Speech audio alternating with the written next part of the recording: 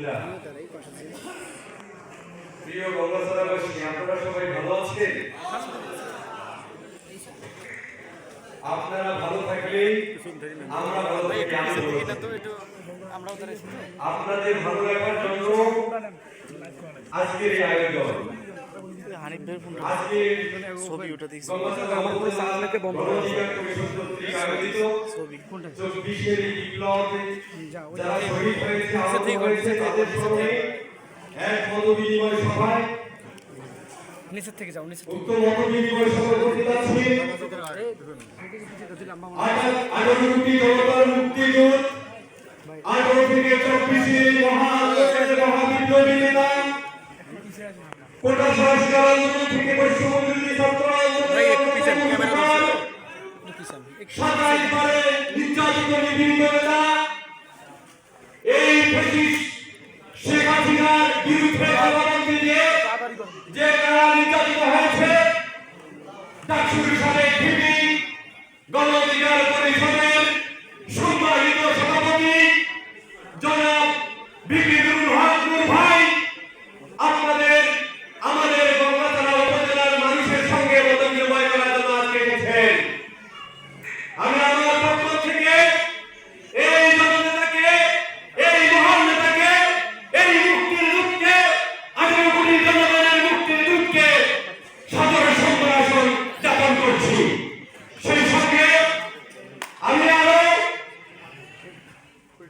এই 18 থেকে 24-এর বিপ্লবে অন্যতম আরেকটি মুখ, যে প্রত্যেকটি অন্যের বিরুদ্ধে বলিষ্ঠ কণ্ঠস্বর, ভারত বিরোধী আন্দোলন থেকে স্বৈরাচার বিরোধী আন্দোলনের অন্যতম মহানায়ক, আমাদের উত্তরাঞ্চলের কৃতি সন্তান, ঠাকুরগাঁর কৃতি সন্তান জনাব ফারুক হাসান ভাই, সিনিয়র সহসভাপতি ও মুখপাত্র গণ অধিকার পরিষদ।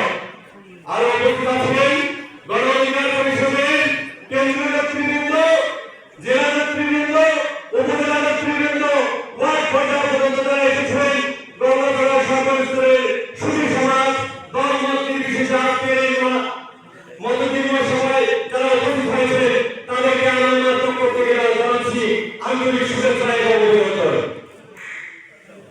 প্রিয় গঙ্গাচড়াবাসী,